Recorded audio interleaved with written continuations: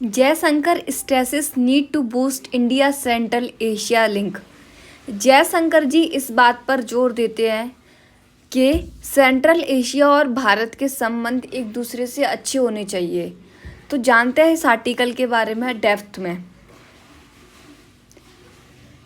External affairs minister S Jaishankar ने clearly कहा है कि अब हमें सिर्फ बात नहीं करनी बल्कि एक्शन लेना है। Because when we have conversation with the prime minister, with the foreign minister, we do not execute it completely. Now it's turn to take action.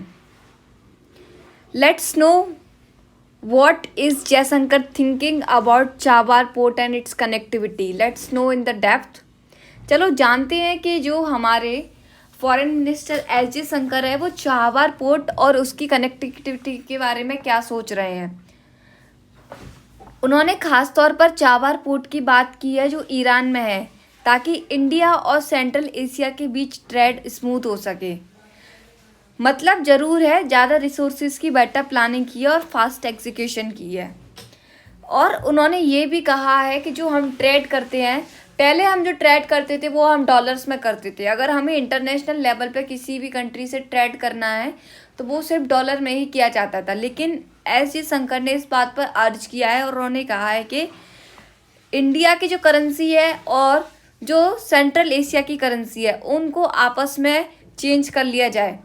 हम जो ट्रेड करेंगे वो डॉलर की बजाय अपनी नेशनल करेंसी से करेंगे और आप जो ट्रेड करेंगे वो अपनी कंट्री से करेंगे।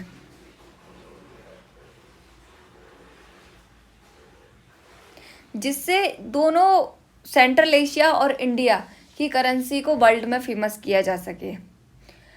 जानते हैं कि उस समय जो मीटिंग चल रही थी उसमें कौन कौन से लीडर प्रेजेंट थे। तो इस पूरे डायलॉग में कई देश जुड़े थे, जिसमें से कजाकिस्तान, उज्बेकिस्तान, तुर्कमेनिस्तान, ताजिकिस्तान सब शामिल थे। इनके फॉरेन मिनिस्टर खुद आए थे और एक ही बात को रिपीट किया, हमें एक दूसरे से डायरेक्टली जुड़ना है ना कि indirectly. Hand to hand conversation be want with each other. इसमें थोड़ा सा ऑपरेशन सिंदूर का भी कॉन्टेक्ट है। Let's know what was that. ये बात तब सामने आई जब इंडिया ने हाल ही में ऑपरेशनल सिंदूर लॉन्च किया था पाकिस्तान के टेरर कैंप्स के खिलाफ।